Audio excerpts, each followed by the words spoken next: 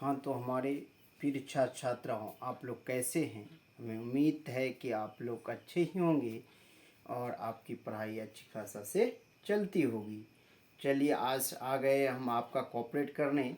मैं एक मार्गदर्शक का काम कर रहा हूँ माय डियर्स, लेकिन आप सच में आपको मेहनत करना होगा। जब आप मेहनत करेंगे तभी आपको मेहनत का फल मिलेगा। तो मैं अभी सिर्फ मैथ का इसलिए डाल रहा हूँ कि मैथ को जितना रिवाइज कर सकिए आप लोग। अब लास्ट में जो 4 5 6 महीना रहेगा तब मैं ऑब्जेक्टिव लेके आऊँगा सारा पेपर का, जो कि आप पर डे ऑब्जेक्टिव को पढ़ेंगे। अभी ऑब्जेक्टिव पढ़िएगा कोई फ़ायदा नहीं मिलेगी। इसलिए सेल्फ अभी मैथ का जितना कर सकते हैं मैथ को एक तरफ से बनाइए। अगर पूरा बना लिए तो फिर रिवाइज़ कीजिए, या रिवाइज से अगर मान के एक बार हो गया तो फिर दोबारा कीजिए, 3 बार कीजिए, 4 बार कीजिए। यानी कि कहने का मतलब पूरे सिलेबस को, मैथ के पूरे सिलेबस को यदि आप 2 से 3 बार अगर पढ़ गए ना तो आपका 80% नंबर कोई नहीं काट सकता माय डियर्स। मेरी बात भी मानिएगा। तो मेरे यहाँ से बच्चा 420 424 425 तक मार्क्स लाए हैं। तो इसलिए आप बढ़िया से पढ़िए और मेरे चैनल को फॉलो करते हैं तो फॉलो कीजिए, इसको ज़रूर देखिए। तो चलिए आगे मैथ आज लेके आया हूँ 5.3 का 14 नंबर। तो यहाँ एक चीज़ ध्यान दीजिएगा, 0 से 50 के बीच बीच विषम संख्या। तो विषम आप जानते हैं जो खुद से कटे और या फिर कोई विषम संख्या से ही कटे, है ना। जैसे कि आप मान के 3 और 1 से कटे, खुद से कटे और 1 से कटे, तो ऐसी संख्या को विषम संख्या कहा जाता है। तो आइए विषम संख्याओं का योग निकालने कहा रहा है। तो आइए यहाँ लिखते हैं 0 से 50 के बीच है। तो 0 से 50 एपी निर्माण हो रहा है। क्या निर्माण हो रहा है? एपी निर्माण होगा। तो 1 क्या होगा? विषम संख्या होगा। तो उसके बाद 3 क्या होगा? विषम संख्या होगा। 5 क्या होगा? विषम संख्या। Dot dot dot dot dot dot. अब विषम संख्या 49 भी है, याद रखिएगा। क्या है? 49। 49 भी विषम संख्या, भले वो भाज्य है बट विषम संख्या है, याद रखिएगा। तो आप आइए, a बराबर हो गया 1, d बराबर हो गया 2। देखिए 2 जोड़िएगा 3, 3 में जोड़िएगा 5, नहीं 2 जोड़िएगा 7, तो 2 हुआ। अब an बराबर 49, an बराबर 49, n मालूम नहीं है। तो n मालूम करने के लिए माय डियर्स यहाँ लिख दीजिए n बराबर व्हाट। तो n बराबर व्हाट। तो अब आइए an का फॉर्मूला लगाइए। an बराबर 49 है, तो a plus n-1 into D बराबर 49 हो गया। कोई दिक्कत? अगर दिक्कत हो तो कमेंट सेशन में कमेंट कीजिएगा और मैं उसका सॉल्यूशन फिर से करूँगा। एक बार नहीं, 2 बार, 2 बार नहीं, 3 बार फिर मैं इसका सॉल्यूशन करूँगा। तो आइए a का मान 1 प्लस n नहीं मालूम, d का मान 2 बराबर 49। इधर प्लस में उधर जाके माइनस, तो n-1 इंटू 2 बराबर 49 माइनस 1। तो n-1 इंटू 2 बराबर कितना? 48। 49 में से 1 घटा दी, 48 इधर गुना हो जाएगा, भाग हो जाएगा, इसलिए n बराबर 48/2। तो 24 दूना 48। सॉरी, तो यहाँ एक चीज़ आपका छूट गया ना, n-1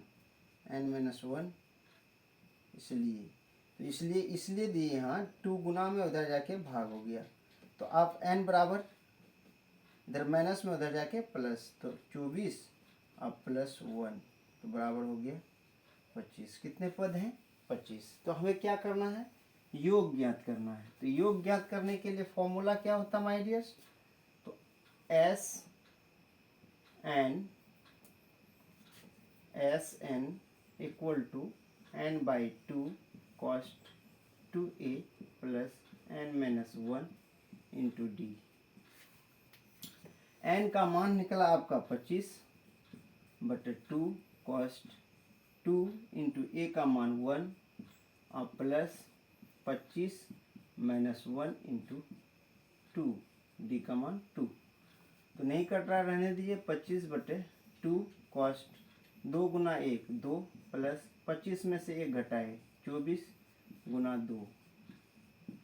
तो आइए 25/2 इंटू 2 प्लस 24 दूना 48, 24 दूना 48 माय डियर्स, 48 दूँ 50, तो बराबर 25/2 इंटू 50, कटा दीजिए 25 दूना 50, 25 25 625। यही हो गया आंसर। माय डियर्स, हमें आशा है कि आप समझ गए होंगे। यदि समझ गए तो हम बोर्ड से हट गए हैं, आप स्क्रीनशॉट ले लीजिए या वीडियो को रोक करके आप उतार लीजिए। तो माय डियर्स उतार लिए होंगे आप। चलिए मैं नेक्स्ट कंटेंट की ओर चलता हूँ। आप लोग वीडियो पर बने रहेंगे और स्क्रिप्ट नहीं करेंगे। मैं 14 हो गया है, अब 15 नंबर आप लोग किताब अपना अपना खोल करके देखिए। 15 नंबर मैं जा रहा हूँ 15 नंबर बनाने के लिए। वीडियो पर बने रहें और ज़रूर 1-2 बार रिवाइज करेंगे, देखेंगे। चलिए माय डियर्स हो गया साहब, बस 1 मिनट का काम था। 15, अब 15 नंबर 15 में क्या कहता है सुनिए। 15 में कह रहा है निर्माण कार्य से संबंधित किसी ठेके में एक निश्चित तिथि के बाद कार्य को विलंब से पूरा करने के लिए जुर्माना लगाने का प्रावधान है। देखिए माय डियर, क्वेश्चन कुछ लंबा है। एक ठेकेदार को अगर विलंब से करता है काम तो जुर्माना लगाने का बात है। अगर मान चलिए 5 दिन की काम था, सरकार तय कर दी कि नहीं सर 5 दिन में आपको यह सिलेबस समाप्त करना होगा, लेकिन 5 दिन के बाद 6 दिन हो गया तो वे 1 दिन का जुर्माना ले लेंगी सरकार। तो वही कहता है जुर्माना लगाने का प्रावधान इस प्रकार है। पहले दिन के लिए 200 टका, पहला दिन अगर 1 दिन लेट हुआ तो 200 टका, और दूसरे दिन के लिए 250 रुपया, और तीसरे दिन के लिए 300 रुपया। अर्थात प्रत्येक उत्तरोत्तर दिन जुर्माना अपने ठीक पहले दिन के जुर्माने से 50 रुपया अधिक है। पर डे लेट होते जाएगा 50 टका बढ़ते जाएगा, लेट होते जाएगा 50 टका बढ़ते जाएगा, अधिक है। एक ठेकेदार को जुर्माना के रूप में कितनी राशि अदा करनी पड़ेगी यदि वह कार्य 30 दिन विलंब से किया। बताइए 30 दिन लेट हो गया माय डियर्स। एकदम इजी मैथ है, थोड़ा सा आप कॉन्शियस रहिए। भले वो लंबा लिखा है अलग बात है। तो पहले दिन का जुर्माना 200, पहले दिन का जुर्माना कितना है माय डियर्स 200, और दूसरे दिन का 250, तीसरे दिन का 300, और dot dot dot dot dot. अब चलिए माय डियर्स ये हो गया ए बराबर 200, ठीक। डी बराबर हो गया 50 रुपया, प्रतिदिन 50 रुपया बढ़ रहा है, तो रुपया कर दीजिए। और एन बराबर बोल दिया है 30 दिन विलंब से कम किया। कितने दिन? 30 दिन विलंब से कम किया। 30 दिन वह विलंब से कम किया। तो अब हमें एसएन निकालना है, जुर्माना की संख्या जुर्माना निकालना है कि उस जुर्माना के रूप में कितना दिया कंपनी, सरकार को कितना जुर्माना दिया। तो n/2 cost 2a plus n-1 into D, cost बंद। अब आइए 30/2 कॉस्ट 2 इंटू 200, ए का मान 200 है, प्लस 30-1 इंटू डी का मान है 50। डी का मान कितना है 50। तो आइए इसको कैंसिल कर दीजिए। 15 दूना 30, 15 आया, 2 दूनी 4, 400 प्लस 29 इंटू 50, तो बराबर 15 है। ये इंटू नहीं है, यहाँ बोर्ड पर स्क्रैच है इसलिए। अच्छा माय डियर्स, आप आज सिंपल बोर्ड में पढ़ रहे हैं, इसके लिए हमें बहुत दुख है। आपकी मेहनत ने रंग लाई है और बहुत जल्दी मैं डिजिटल लगा दूंगा, इसलिए आप लोग धैर्य बना करके देखें समझें, बहुत जल्दी लगेगा। तो ये 400 प्लस गुना कीजिए 9×5 = 45, और 5 दूनी 10, 4 14 1450। तो फिर से देख लीजिए, 0 1 कम 0 और 9 5 45 के 5 हासिल 4 और 5 दिन 10 4 14। तो आइए 15 इंटू जोड़ दीजिए 14 4 1850।